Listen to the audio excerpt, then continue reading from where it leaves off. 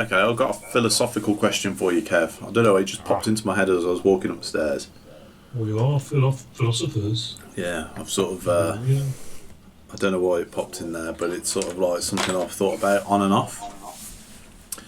So, imagine that we can perfectly simulate a neuron in software. So, I think our artificial neural networks are sort of they are simply based on, basically based on our neurons. They're not 100% like that. Yeah. But imagine we probably can already simulate a neuron. I can't imagine it's that complicated. It's a mathematical function at the end of the day. But each brain's got like billions of these neural connections. Now imagine we can perfectly simulate that in software. So imagine that at the point of death, you're hooked up to a machine which maps the state of your brain in your brain onto a virtual copy of a brain in the cloud, say. Yeah. Have you survived death at that point? But here's the thing. What happens if you think you're going to die and you do it, and then you don't die, and you're still there, and there's another guy over there and it's you? Yeah, so there's two of you then. So it can't be you, can it? Because it's not you because they're over there. Yeah. And you're here. Have you been watching Black Mirror? No. That's really weird because I watched Black Mirror last night. That stuff. Is it? It's a trilogy one. I haven't watched any Black Mirror. What? Not one episode? Not one episode, no. Goodness me. I suppose I'll catch up all one day. Okay, so what happens if you can create an artificial neuron, like an electronic one, and sort of like one by one you replace the neurons in your brain. Yeah, so this is a perfect neuron, yeah, so it's going to operate exactly the same way as the one it's replacing, yeah. Eventually you get to a point where all the neurons in your brain have been replaced by these electrical ones. Yeah. Is that still you?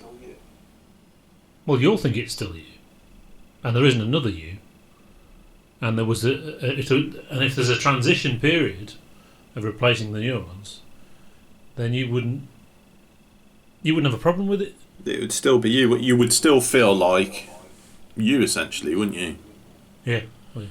Now imagine, again at the point of death, your neurons sort of copy themselves into the cloud and then shut down at that point. Yeah. Are you then essentially immortal in the cloud? Forever. Yeah, but I don't think you'd like it. Why not? Well, if you could do that, you in the cloud you could simulate a heaven. Oh, I see. Put you in a simulation. Well, you are. Yeah. If you're going into the cloud, you would be in a simulation, wouldn't you?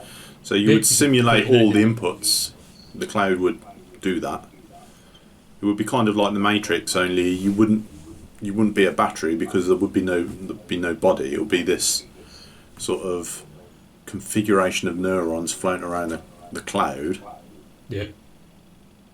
Yeah. So and if they can do that, they can do better than life, can't they? They can just make things appear and just live in luxury and. Well, it could actually be a lot more like a heaven. It's very hard to imagine a heaven, yeah. So my heaven could be someone else's hell because I might want someone in my heaven, but they probably don't want to be with me. So in that case, both of us and can't. A real shared heaven wouldn't be heaven. Yeah, it couldn't be in heaven. People. But in a cloud, you could once you've got like a virtual consciousness in the cloud, you could copy that. Yeah. So I could have a copy of someone in my cloud, and they could have their own personal heaven going on somewhere else.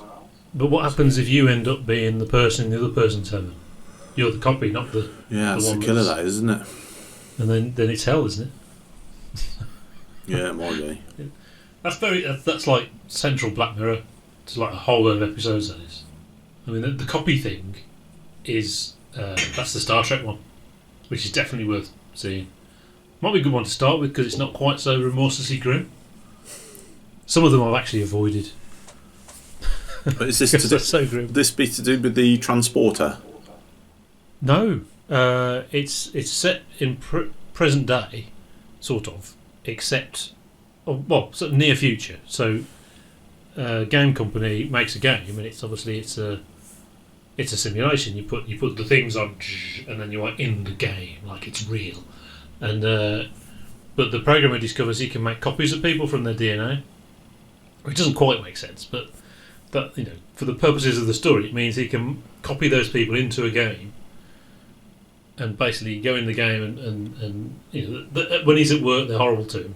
So he goes back home, goes into the game and treats them like crap. In his fantasy of him being Captain Kirk. Yeah. But those simulations are actually conscious. So he's actually really doing it to people. It's implied, or they behave exactly like them, are not very happy about it. Why have they suddenly appeared in this simulation of torture? But they are just copies. So that's the problem. It's ultimately cruel. But unless you can only make one copy, and that one copy goes into the heaven. But they can't interact with real people,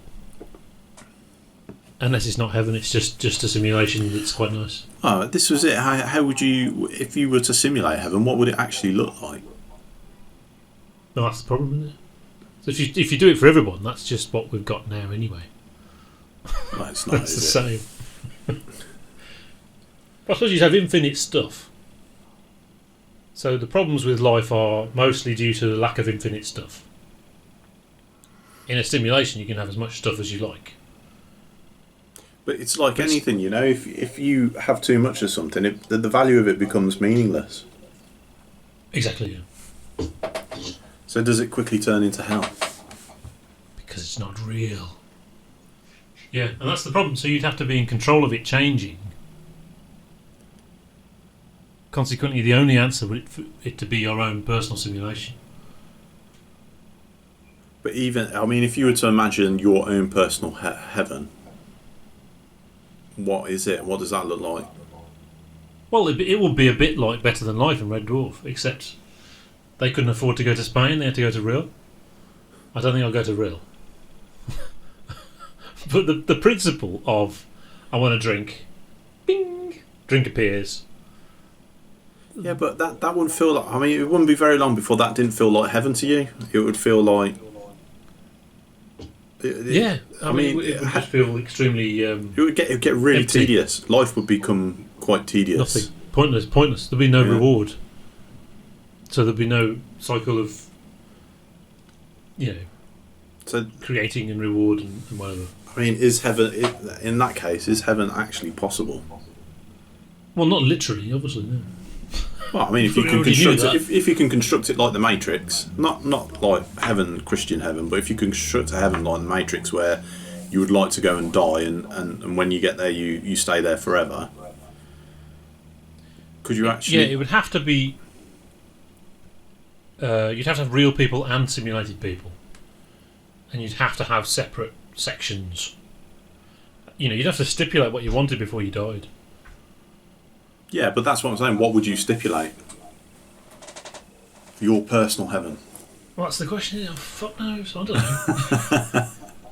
That's what I mean. I'm not even sure it's possible to come up with something where you could exist endlessly. Well, in a place that you would actually want to exist.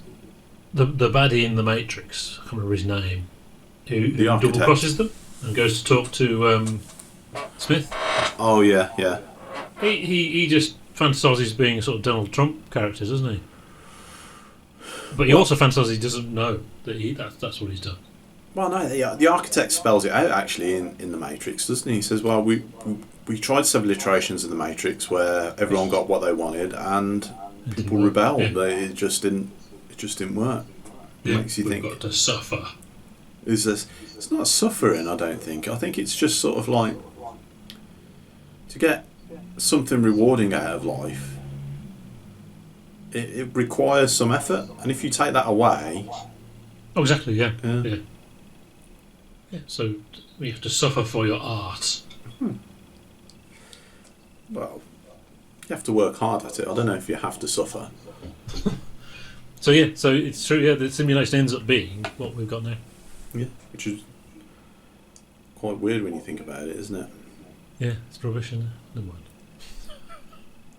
But the problem is, you could argue we're already living in utopia. Only 100 years ago for us, it would have been shit. And our utopia would have been a bit like this, maybe. I mean, Actually, I was talking to someone on Friday about this briefly. Basically, they've been furloughed for quite a while now, and they got the phone call. They've got to go back to work this week, and they've been working in Northern Ireland, so they fly over on the Sunday, work the week, fly back on the Friday. And I think he's basically quite likes the idea of being home, and he's sort of I think he's thinking he needs to change. And I said, well, what would you change to? And he said, I'm thinking about accountancy or something like that. And he says, he said, isn't it strange, like 50 years ago we wouldn't be talking about changing careers? And I said, yeah, I'll be factory fodder. And he said, yeah, I'll probably be down the pits in the mines. exactly. Like Yeah. I mean, Well, we all would, wouldn't we? Most of us. Most of the people that we know, yeah, I would have thought. It would have been that kind of. I mean, it does show how far we've come on that Very scale. short space of time. Yeah, and the fact that we weren't there 50 years ago means that we don't fully appreciate it. Yeah. Even though we know it's happened and we can reason, actually, this is great the way things are compared to how they were. We don't really feel it. No, you can only. It's an intellectual exercise, isn't it? Yeah. You You only feel God, I have what to you've do this. experienced. I don't want to get up in the morning. I have to get up at 6 o'clock. That's so early. I can go to bed when I like. Well, sort of. Yeah, so we have come a long way, but I think you're right. I don't think we're living in a heaven, but I think we have the opportunity for it to be heaven, and that's in the sense that if we dedicated our lives to something that really gave us meaning, then it would feel like and we succeeded. It would feel like We've done it. Yeah. we're in some kind of heaven, even though it wouldn't be forever. But not many people do that. Well, Rassilon said the lesson of Rassilon was that immortality is a curse, not a gift. It could be that, couldn't it?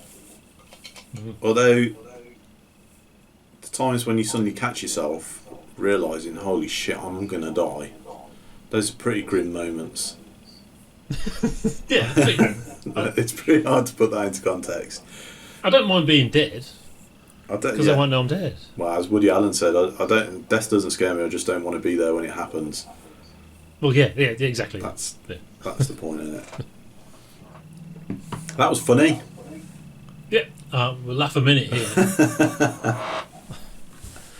Well, it is Sunday, we should be Philosophical on a Sunday. philosophical and spiritual sort of thing. Or Friday or Saturday, depending on who you ask. Yeah. Yeah, that was spiritual. Yeah. The Church of Wenton.